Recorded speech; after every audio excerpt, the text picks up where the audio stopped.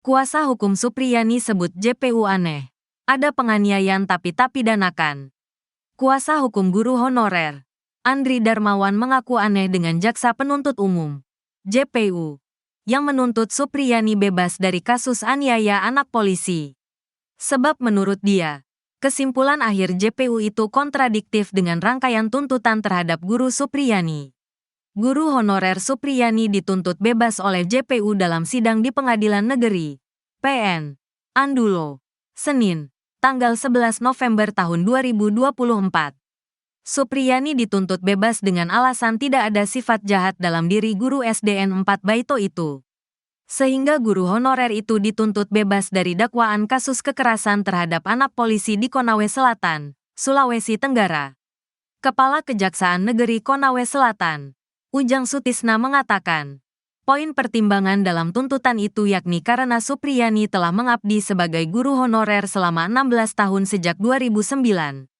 Selain itu, Supriyani juga dinilai sopan selama persidangan, dan masih memiliki 2 anak kecil yang membutuhkan perhatian dan kasih sayang.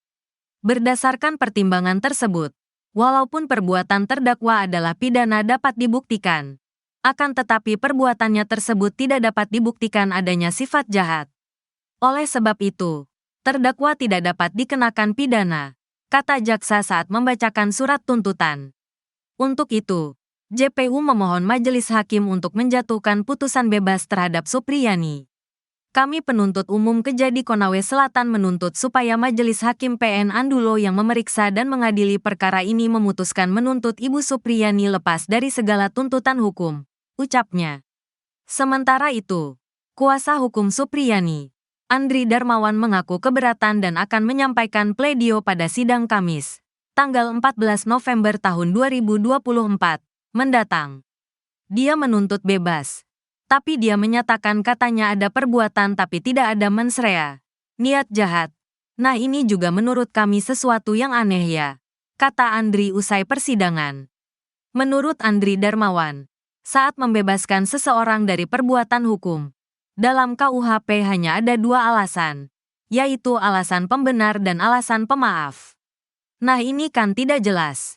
Tidak ada mens rea itu tidak masuk sebagai alasan pembenar atau alasan pemaaf, kata dia.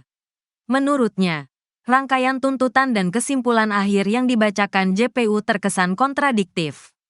Jadi jaksa kebingungan memformulasikan ini.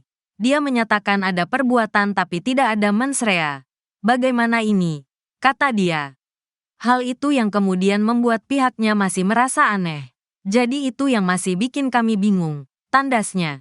Sementara itu, Kapolri Jenderal Listio Sigit Prabowo mengaku memantau kasus guru aniaya anak polisi ini. Ia juga menyelidiki adanya dugaan permintaan uang damai 50 juta rupiah pada kasus itu. Terkait isu permintaan dana 50 juta rupiah, kami turunkan tim Propam untuk mendalami.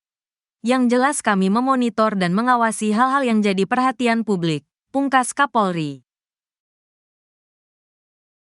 3 peran saksi kini buat Supriyani bebas. Sebut tak pernah pukul korban. Guru honorer SDN 4 Baito, Konawe Selatan, Sulawesi Tenggara. Supriyani dituntut bebas dalam sidang pembacaan tuntutan di Pengadilan Negeri Andulo, Senin, tanggal 11 November tahun 2024. Jaksa Penuntut Umum, JPU, menuntut Supriyani yang didakwa atas tuduhan penganiayaan terhadap muridnya yang merupakan anak polisi. Menuntut supaya Majelis Hakim Pengadilan Negeri Andulo yang memeriksa dan mengadili perkara ini memutuskan. 1. Menyatakan menuntut terdakwa Supriyani lepas dari segala tuntutan hukum, kata JPU Ujang Sutisna saat membacakan penuntutan. Diketahui guru Supriyani sudah 6 kali sidang dalam kasus dugaan penganiayaan terhadap siswa SDN 4 Baito anak polisi. Dalam sidang perdana, guru Supriyani didakwa melakukan penganiayaan terhadap murid berinisial D atas tudingan tersebut. Guru Supriyani dijerat pasal 80 ayat 1 junto pasal 76 CUU Perlindungan Anak serta pasal 351 KUHP. Kemudian, dalam sidang kedua beragenda pembacaan eksepsi, hakim pun menolak sanggahan guru Supriyani atas dakwaan jaksa. Selanjutnya sidang pun berlanjut dengan pemeriksaan saksi fakta dan saksi ahli. termasuk pemeriksaan terdakwa Supriyani. Kuasa hukum Supriyani, Andri Darmawan meminta Jaksa Penuntut Umum, JPU, bisa menuntut bebas kliennya. Hal tersebut sesuai dengan berbagai fakta dan keterangan saksi yang terungkap dalam persidangan. Menurut Andri Darmawan, dalam sidang tidak ada bukti kuat yang menyebut Guru Supriyani melakukan pemukulan seperti yang dituduhkan orang tua korban Aibda WH dan istri. Kami berharap berdasarkan fakta-fakta persidangan tidak ada bukti yang membuktikan Ibu Supriyani telah melakukan pemukulan, katanya, Minggu, tanggal 10 November tahun 2024. Sehingga kami berharap JPU bisa menuntut bebas Ibu Supriyani, lanjut Andri Darmawan menambahkan.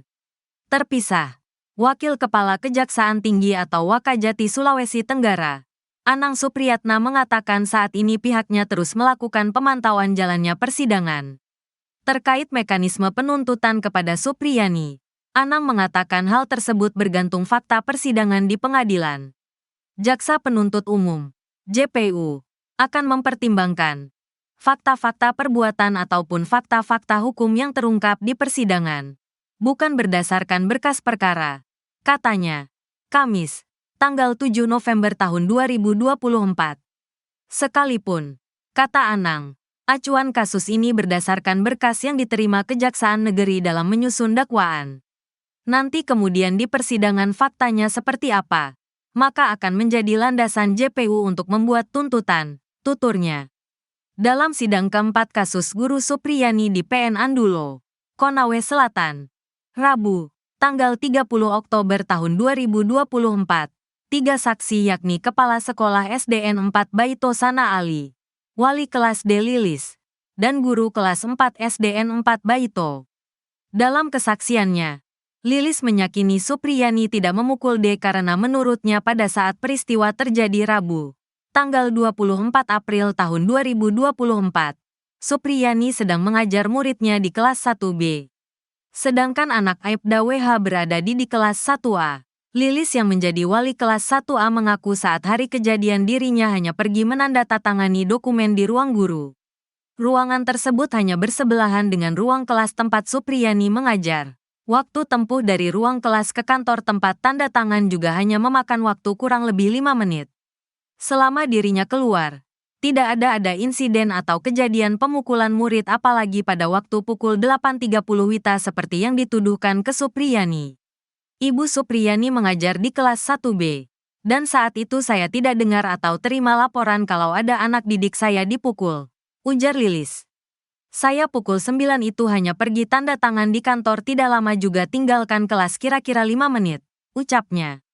Ia mengatakan masalah tersebut baru didengarnya pada hari Jumat saat Supriyani dituduh memukuli siswanya. Hal yang sama juga disampaikan Nur Aisyah, guru kelas 4. Aisyah mengatakan anaknya kebetulan sekelas dengan anak Aibda WH di kelas 1A. Bahkan dirinya sudah menanyakan kejadian itu ke anaknya soal tuduhan Supriyani memukul korban pada hari Rabu. Saya tanya anak saya.